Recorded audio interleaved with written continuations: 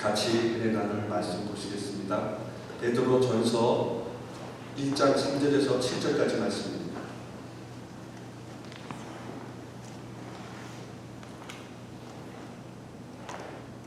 베드로 전서 1장 3절에서 7절까지 말씀 우리 찾으시면 한 절씩 읽도록 하겠습니다. 우리 주 예수 그리스도의 아버지 하나님을 찬송하리로다.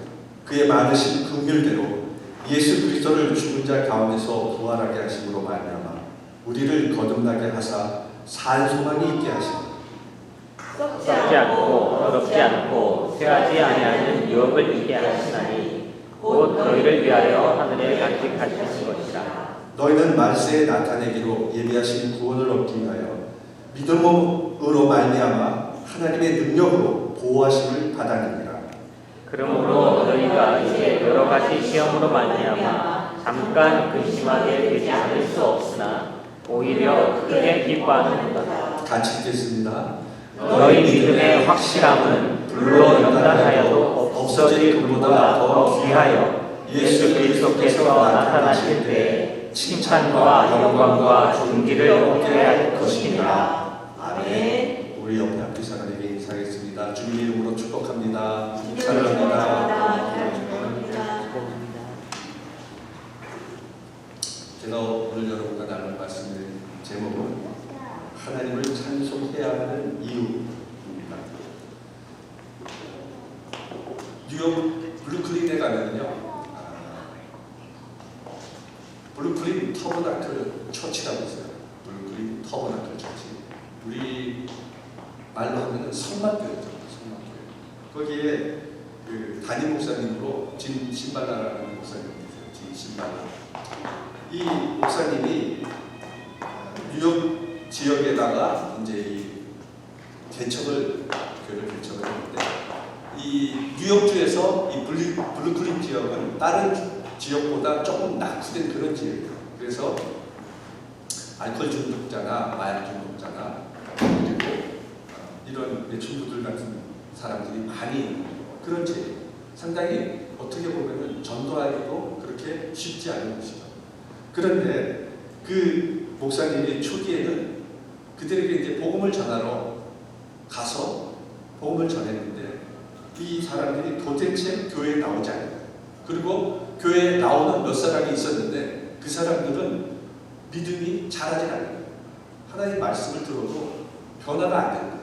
그대로. 그러던 어느 날 결단을 내리게 됩니다. 하나님이 주시는 그 기도하다가 음성을 듣게 돼요. 그런 다음에 이 찬양을 하나님께 올려드리라는 그런 응답을 받게 돼요. 그래서 성가대를 조직하게 돼요. 그리고 이 성가대를 조직하고 찬양을 부르는 교회가 되다 보니까 교회의 모습이 바뀌기 시작합니다. 놀라운 일이 벌어지는 거예요. 찬양을 부르고 찬양할 때마다 그 전에 진짜 교회 와서 변화되지 않을, 회심하지 않을 것 같은 그런 사람들이 변화되기 시작해요. 찬양을 부르면서 눈물을 흘리기 시작해요. 그리고 회개하기 시작해요. 이 사람들이 점점 한 사람 한 사람이 변화되기 시작하는 거예요. 그래서 지금 이 터버나클 처치의 성가대 찬양단이 약 500명 가량이 나와요. 엄청난 숫자가 찬양대원으로 헌신하고 있습니다. 찬양의 능력이 흘러 넘치니까 자연히 교회가 부흥하는 수밖에 없는 사람들이 은혜를 받고 모여들기 시작합니다. 그래서 미국에서 가장 성장 속도가 빠른 교회 중에 지금 현재 하나가 이 터버나클 처치예요. 전심으로 하나님을 찬양할 때, 찬양이 교회 안에 흘러 넘칠 때 하나님께서 그 교회에 변하지 않을 것 같은 그 사람들을 변화시켜 주시고 하나님이 은혜와 능력을 주셔서 그 교회가 부흥하게 해주셨던 겁니다. 아멘.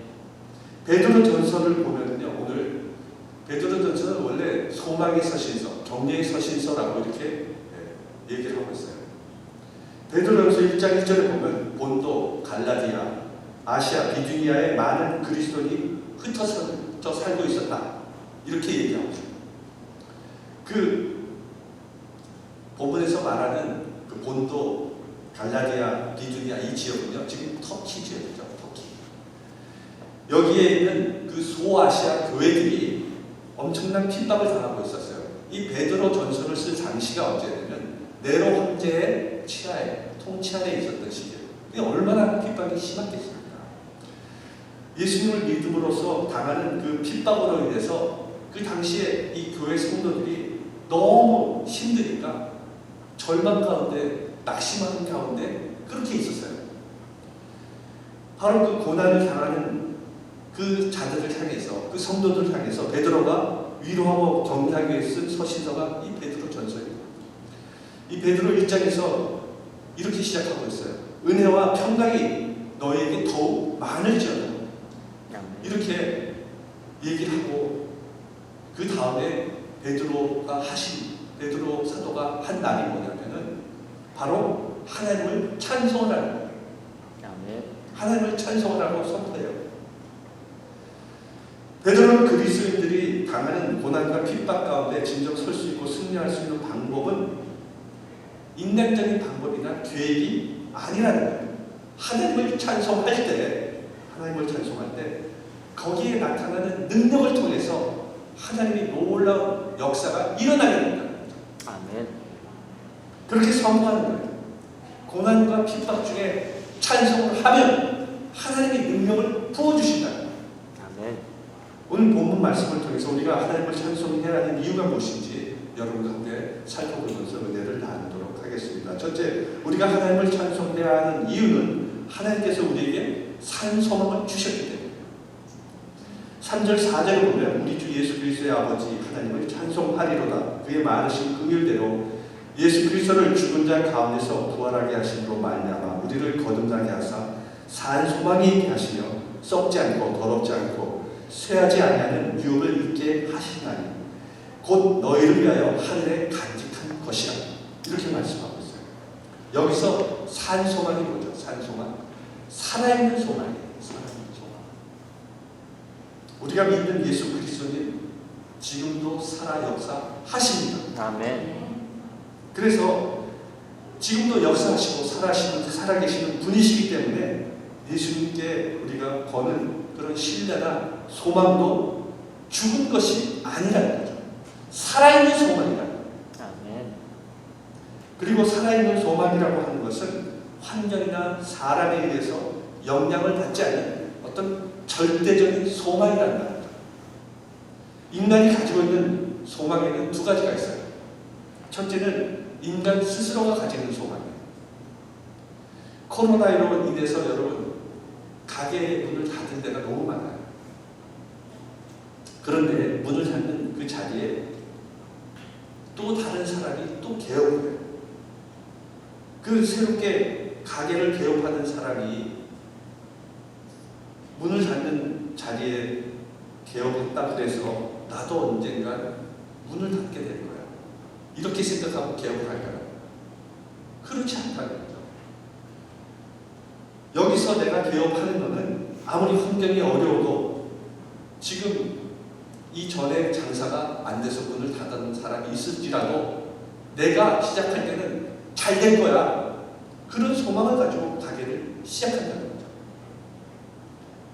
이것이 인간이 가지는 소망인 거예요. 인간은 자신의 꿈과 소망과 비전이 이 땅에 있는 거죠.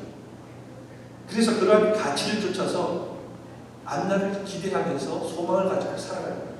그냥 이 땅에서 어떻게든지 성공하는 거예요. 그게 인간의 소망인 거죠.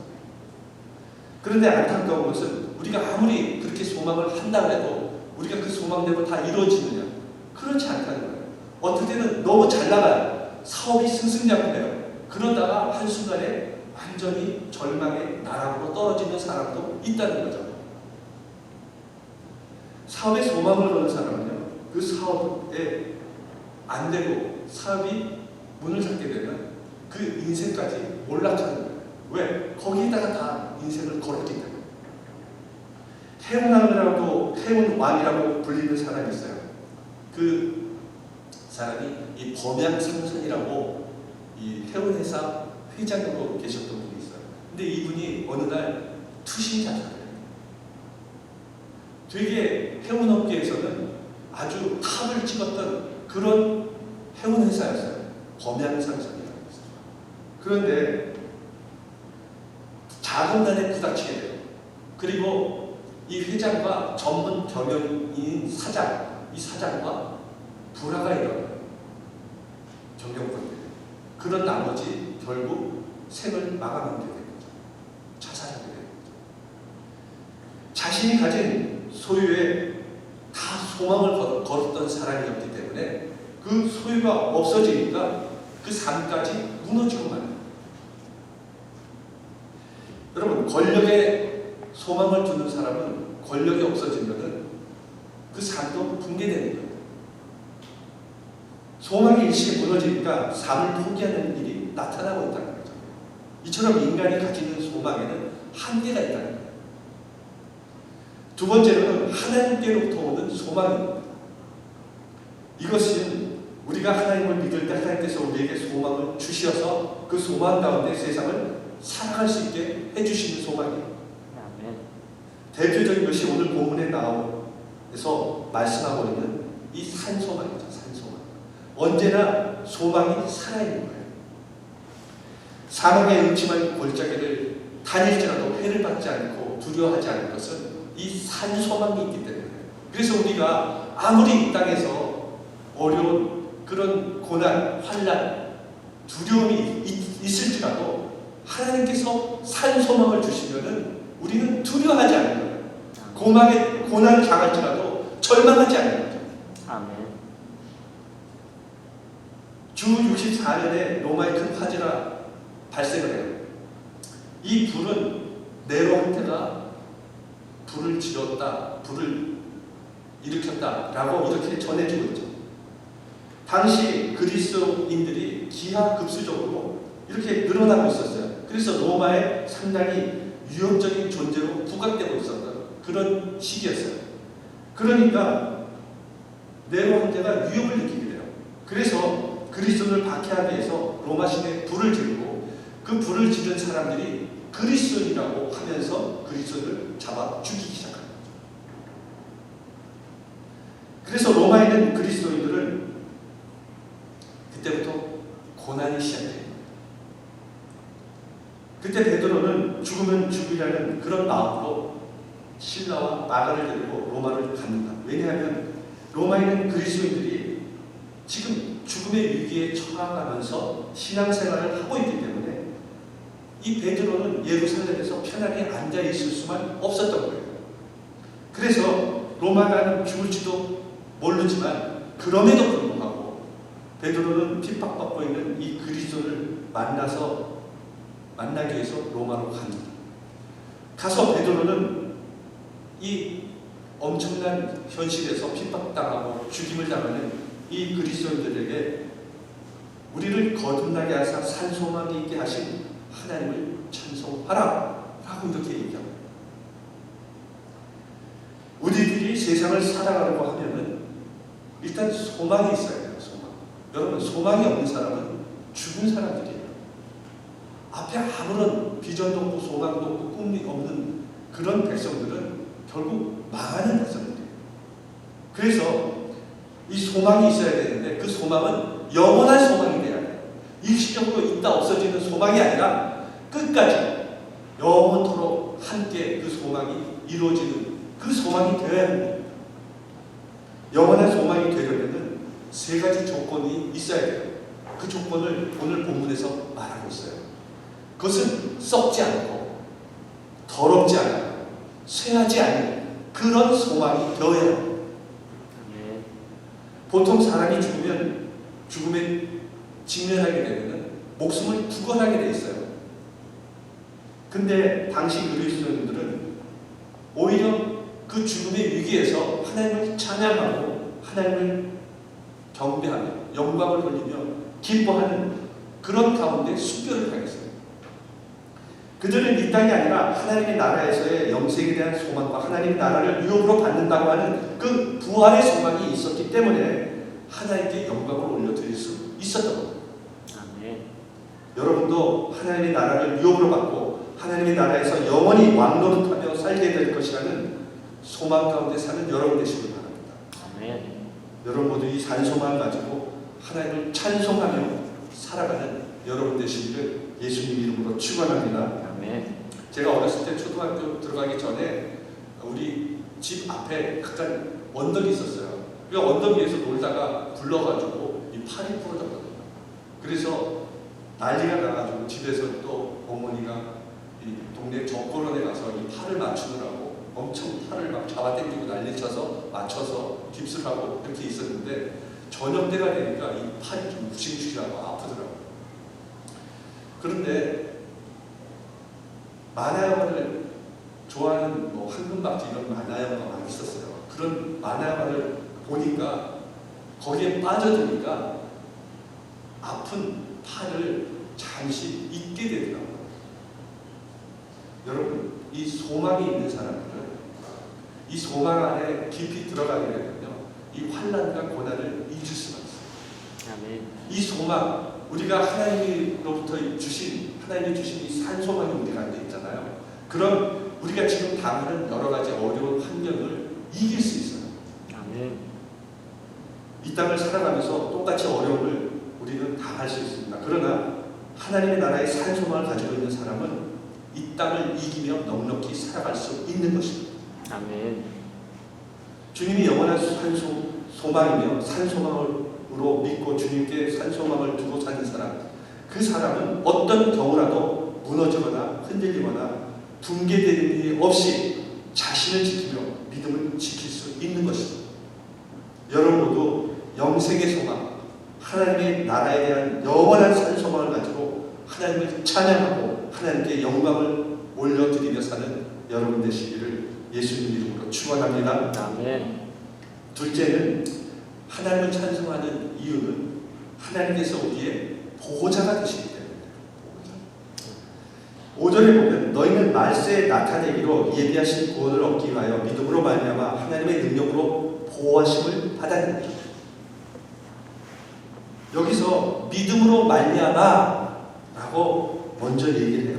그 다음에 하나님의 능력으로 우리를 보호하신다고 했어요. 그러니까 그 능력의 보호하심을 받으려면 그 보호하시는 하나님을 믿어야 한다는 거예요. 그 믿음이 없이 보호함을 받을 수 없다는 거예요. 그래서 믿음으로 말미암아 보호하심을 받느니라 라고 이렇게 얘기합니다. 다시 말하면 믿음은 보호를 받고 믿지 않으면 보호를 받지 못한다는 거죠. 신명기 32장 10절에 보면 여호와께서 그를 황무지에서 짐승이 부르짖는 광야에서 만나시고 호위하시며 보호하시며 자기의 눈동자같이 지키셨다. 이렇게 하나님께서는 우리를 그 위험으로부터 눈동자같이 지켜주신다. 아멘. 여러분, 눈이 우리 몸에서 중요하잖아요. 눈이 없으면 여러분 얼마나 삶에 많은 지장이 있습니다. 그 눈동자같이 우리를 지키시어 주신다는 거예요. 이사야서 49장 16절에 보면 내가 너를 내 손바닥에 새겼고라고 얘기하고 있어요. 하나님은 우리를 하나님의 손바닥에 새겨놓으셨어요.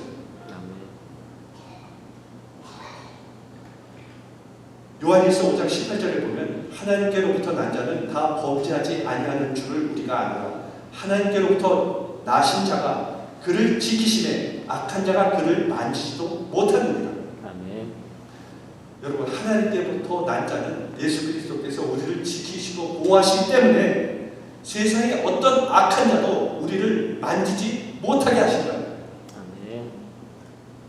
에스라 7장에 보면 이스라엘 민족이 포로에서 1차, 2차 귀환을 하는 내용이 나와요. 그런데 에스라에 대해서 에스라가 어떤 사람인가에 대해서 에스라 7장 6절에서 이렇게 얘기하고 있어요. 이 에스라가 바벨론에서 올라왔으니 그는 이스라엘의 하나님 여호와께서 주신 모세의 율법에 익숙한 학자로서 그의 하나님 여호와의 도우심을 입음으로 왕에게 구하는 것은 다 받는 자이다. 이 에스라는 이방 민족에게 포로로 끌려간 포로였잖아요. 그때 바사 왕인 아닥사스 왕에게 에스라가 무엇이든지 구하면 다 받은 그런 사람이었어요. 이 포로인 에스라가 이 나라의 왕이 얘기를 하면은 들어줘야 되는데 거꾸로 에스라가 얘기하면 왕이 다 들어준다는 거예요. 그만큼 왕의 초대를 받고 있었던 사람이 이 에스라였던 거예요. 그래서 왕이 에스라를 하고 이스라엘 민족으로 하여금 다시 너희 나라로 돌아가 귀환하도록 그렇게 해주셨어요. 그런데 그냥 돌아가는 것이 아니라 성전에서 예배를 드릴 수 있는 그런 필요한 모든 재물을 그렇게 다 에스라에게 내줬어요. 그런데 문제가 뭐냐면 그 포로가 된 그 땅에서 이스라엘까지 올 수 있는 그 모든 여정이 문제였어요. 그 여정이 어느 정도의 길이었냐면 1500km였어요. 한 2000여 명의 포로를 데리고 1500km를 오면은 그게 그 사람들이 안전하게 올 수 있었을까요? 그 당시에는 치안이 안 돼 있어요. 그래서 상당히 올 때 도적대나 여러 가지 습격을 당할 수 있는 그런 여지가 너무 많았어요. 그런데 우리가 상식적으로 생각할 때 에스라가 왕의 무엇을 구하면 다 들어준다고 했기 때문에 우리가 예루살렘까지 갈 수 있도록 호위병을 주십시오라고 했으면 줬을 거예요. 그런데 에스라는 그 병력을 지원해 달라고 구하지 않았어요. 그 이유에 대해서 에스라가 8장 22절에 이렇게 얘기합니다. 이는 우리가 전에 왕에게 아뢰기를 우리 하나님의 손은 자기를 찾는 모든 자에게 선을 베푸시고 자기를 배반하는 모든 자에게는 권능과 진노를 내리신다 하였으므로 길에서 적군을 막고 우리를 도울 보병과 마병을 왕에게 구하기를 부끄러워하였습니다. 에스라는요, 하나님이 우리에게 선을 베푸시고 우리를 지키시고 우리를 능력을 베푸시는 하나님이라는 거예요. 이렇게 선배놨어요. 하나님은 놀라운 능력이 있는 분이시라는 거예요. 그런데 너희들이 갈 때 호위병을 달라고 그러면 이거는 너가 하나님을 믿지 않는다는 거죠. 하나님을 신뢰하지 못한다는 거죠. 너희 하나님이 그렇게 능력이 많은데 너희를 보호해 주실 분인데 너희가 하나님을 믿으면 내려갈 수 있을 텐데 왜 호위병을 불러주느냐, 달라고 하느냐, 이것이 부끄러웠다는 거예요. 부끄러웠다는 거죠. 그래서 부르지 않는 거예요.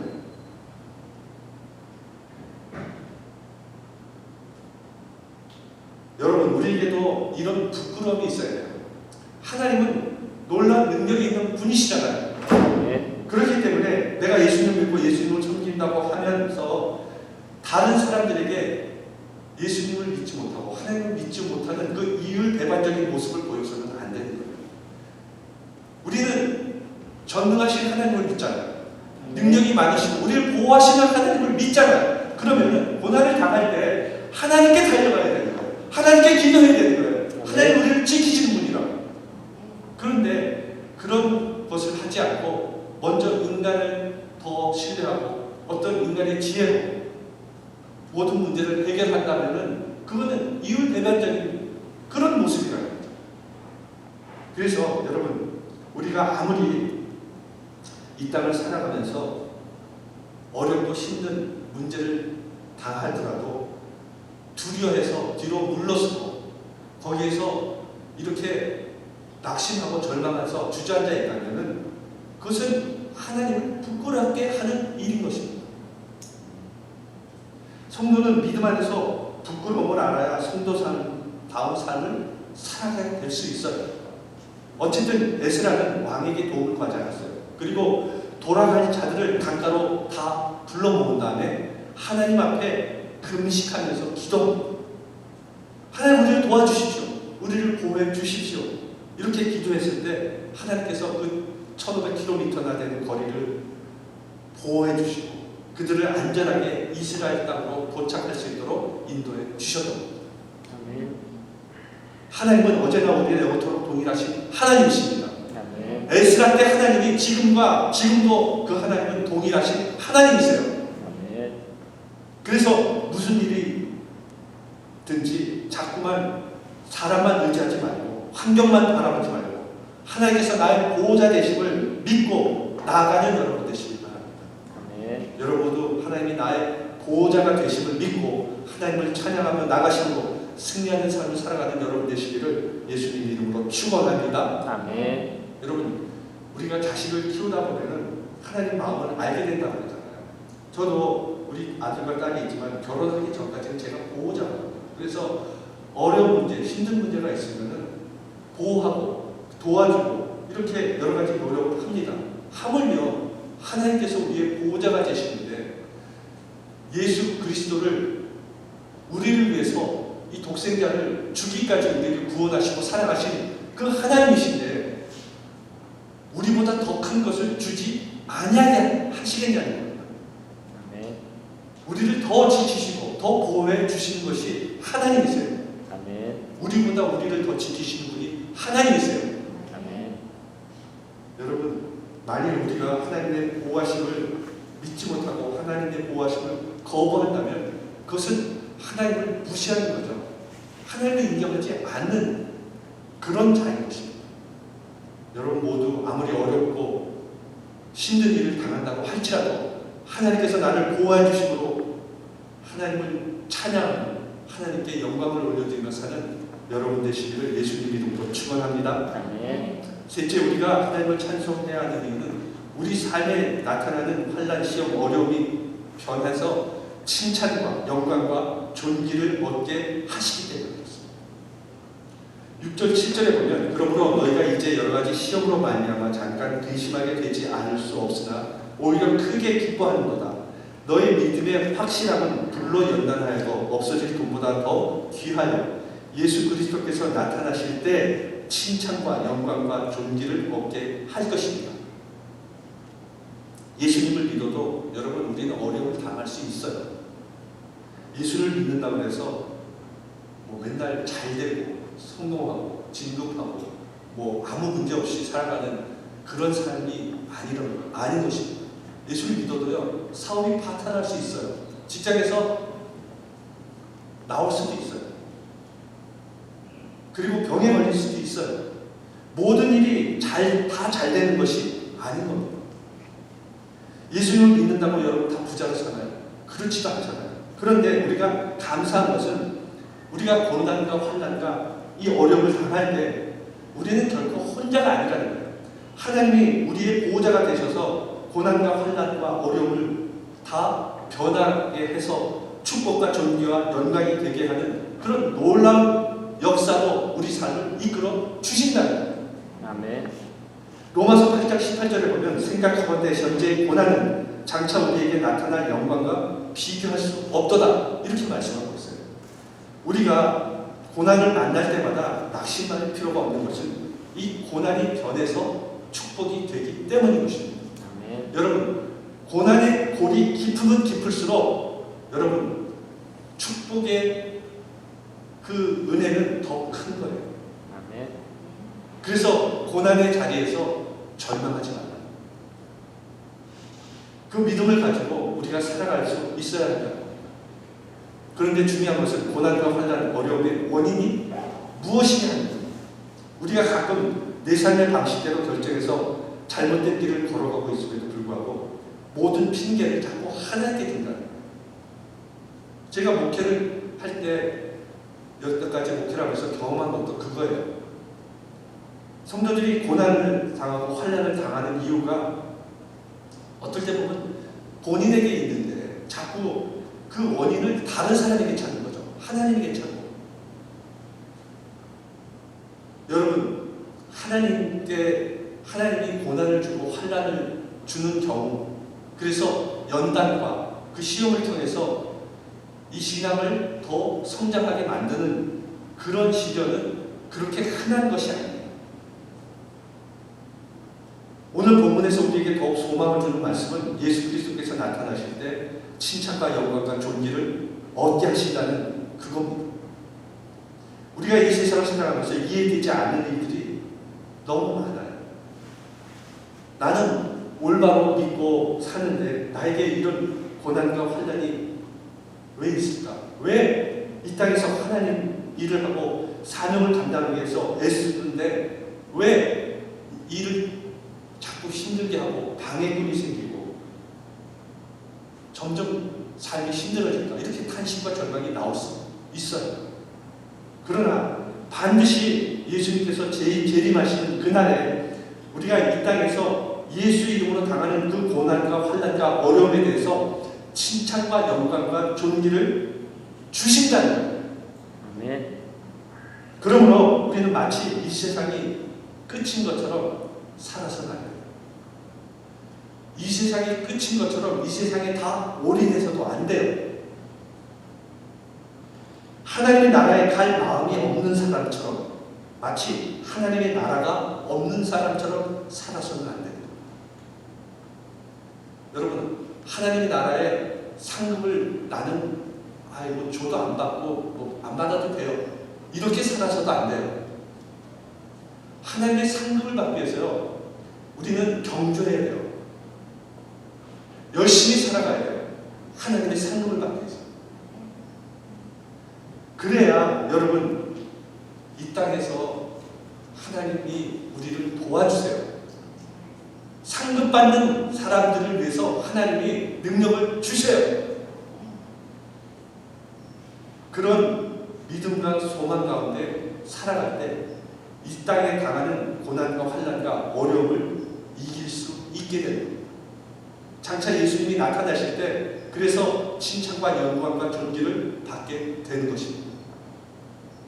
이사야서 43장 21절에 보면 이 백성은 내가 나를 위하여 지었나니 나를 찬송하게 하려 함이니라 이렇게 말씀하고 있습니다. 하나님께서 우리를 만드신 목적은 바로 하나님을 찬송하려고 만드신 거예요.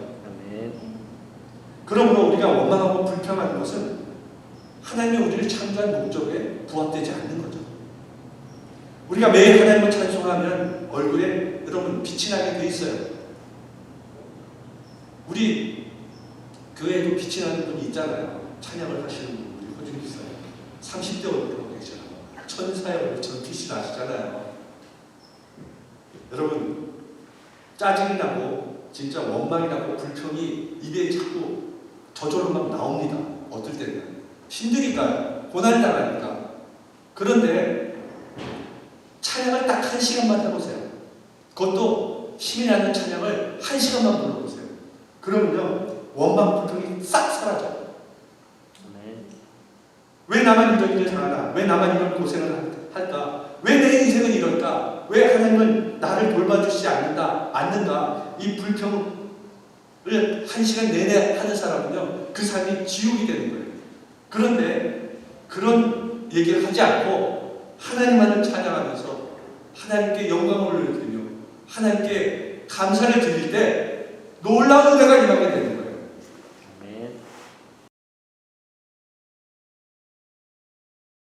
항상 믿음으로 하나님께서 좋은 길을 인도해 주실 것을 여러분 믿습니다. 하나님께서 여러분과 함께 해주셔서 잘 될 것을 믿습니다. 이렇게 기도하는 그 기도를 통해서 그리고 찬송을 통해서 문제보다 더 크신 그 하나님께서 문제를 해결해 주실 것입니다. 하나님께서 삶의 찬양을 통해서 평안과 소망을 주실 것입니다. 우리는 매일 다가오는 고난 가운데 있든 평안한 삶을 살고 있든 하나님께 매일 찬송하고 영광을 올려드려야 하는 것입니다. 그것이 하나님의 백성으로서 해야 할 일인 겁니다. 그럴 때 우리 삶에 놀라운 표적과 기사와 능력이 나타나게 될 것입니다. 하나님은 우리에게 우선 잘 먹고 잘 입고 잘 사는 복을 주시기보다는 영원히 잘 살 수 있는 기업을 주셨어요. 다시 말하면 잠깐 써버리면 없어져 버리는 그런 것을 주신 것이 아니라 영원히 행복하게 살 수 있는 기업을 주신 거예요.